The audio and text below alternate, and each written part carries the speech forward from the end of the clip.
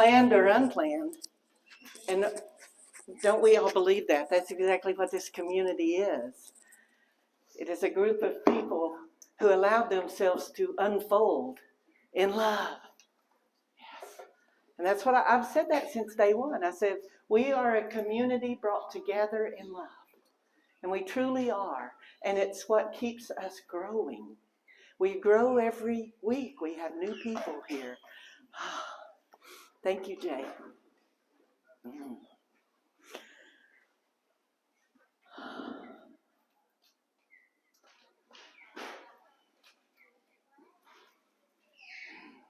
I just have to say I love hearing that. So I don't know, some of you are new, you don't know. I am a Marine, yes. And I am a minister. That's a rare bird, I think, all of itself. And I'm a mom of 2 boys and a grandmother of 2 boys. So I'm a boy mom, and my youngest son was a skater. He loved his skateboarding. He still does it, even though he's a little older now. But I love hearing that clackety clack clack, because it makes me think of him. It brings him to my mind. Yes. So 1 year ago, my very first spiritual message as spiritual leader of this beautiful and amazing community that did not yet have a name was embracing change. We had all been through some things, and we had to come to that place where we know change is ever present. You can choose to deny it. You can choose to ignore it. You can choose to resist it. And you may choose also to embrace it.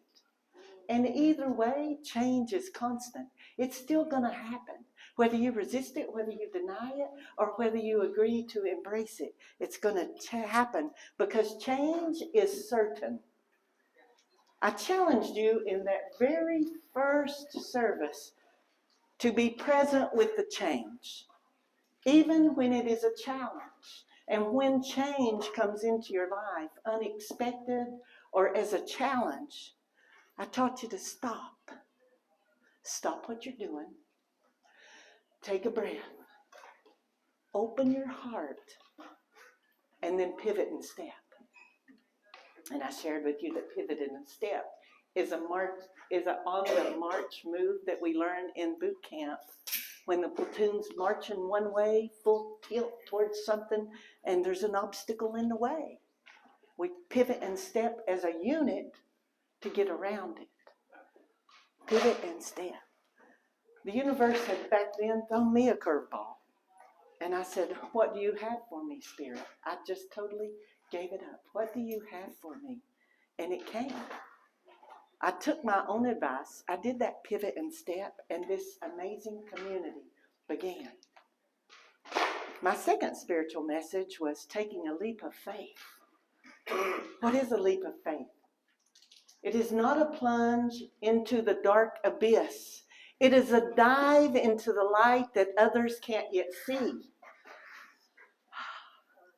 So when you believe in yourself and can dive into that light that you see and that you know is there, even though others can't see it, they think you've gone off the deep end and you're taking a leap of faith, knowing that it's going to come around and they will see that light. Amen. And so that's what we did together. We took a leap of faith. It all starts with that leap of faith. Some examples of people that took that wonderful leap of faith in this life are Oprah Winfrey, Myrtle and Charles Fillmore, Louise Hay, Wayne Dyer, Ernest Holmes. They all walk their talk. They are authentic. They are comfortable in their own skin. So if I teach you anything, that's what I want to impress upon you. To be authentic, to walk your talk, to be comfortable in your own skin, and to take that leap of faith. I shared that day a story of my brother Steve, who is my older brother, 5 years. He's 5 years older than me. And we lived in the country in the Appalachian Mountains. The side of the mountain was our playground. Mom would let us go out in the mornings, and we'd usually take us a little lunch, peanut butter and crackers or bologna and crackers or something to snack on. We got water from the spring, and as long as we were in before it started getting dusky, Mom was fine with that because she had things to do because she was running a farm while my dad was out working. She was running a farm with 5 kids. So she was fine for us to be out enjoying ourselves. Yeah. So my brother Steve and my older cousins had this big grapevine on the side of the mountain. And it was big. I could barely put my fingers all around it. And they would swing off that grapevine, but man, there was this big rock. So when you took that swing off that grapevine, there wasn't any coming back. You had to swing out and drop and roll because that's a mountain. You know, drop and roll. That was my first learning of drop and roll. What does drop and roll mean? So that day it was just my brother Steve and I. And he said, come on, Kim, you're going to swing off the big grapevine today. Because, you know, he had little ones cut all around, and I would swing on those all the time. But I'd never swung on the big one. I said, no, I can't do that. So I climbed up on the big rock thing and grabbed a hold of it and walked up to the edge and looked over and walked all the way back and said, no, I can't do that. So Steve said, yes, you can. Yes, you can. And he positioned himself down where I was going to end up dropping and rolling, you know? So he was right down there telling me, yes, I could do it. And so finally that sunk in. And I said, well, if Steve believes I can do it, if Steve knows I can do it, maybe I can do it. So I got back there, held on to that, and started to run and then stopped again. I went to the back.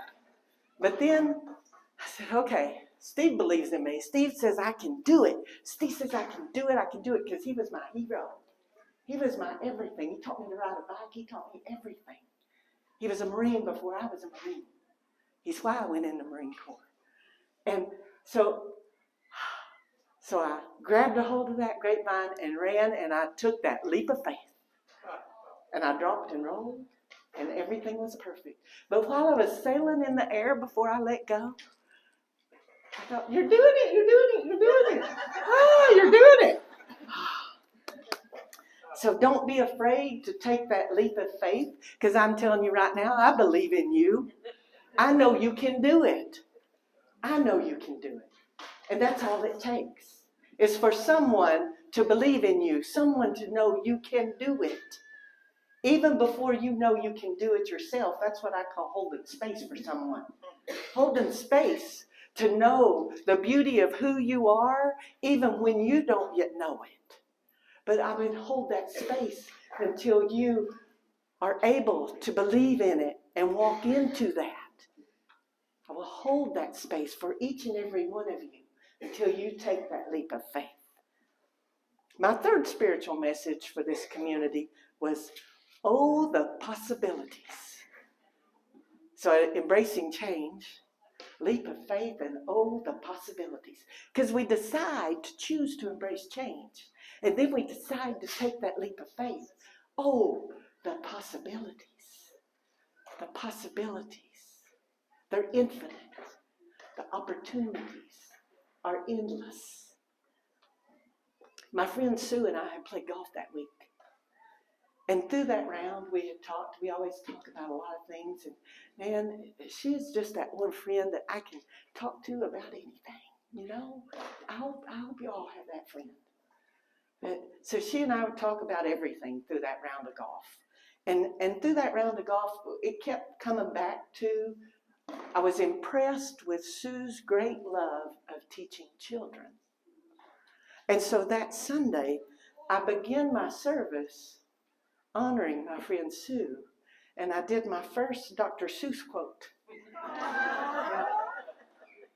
And it taught me the relevance of children's stories and the wisdom within.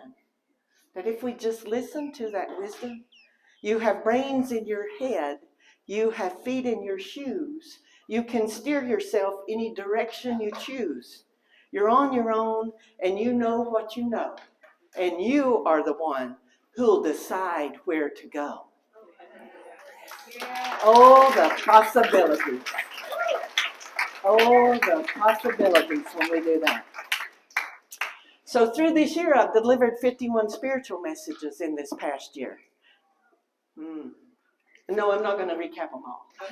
Don't worry. Because I want to hear all these beautiful songs and our wonderful unity voices. Yes. So today's not going to be a highlight reel of all those. I might do that sometime, though. Sounds like a good idea, doesn't it? And it is my fervent desire that through those 51 messages, that you have been inspired to live your life fully present, and to coexist in unity through love and peace, and allow your unfoldment in love. See, and I didn't talk to Jay about what song he's going to sing.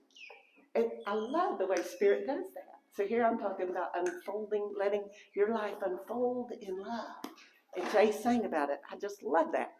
You know, someone this week asked me, I told them that we were celebrating our 1-year anniversary. They said, what kind of church are you?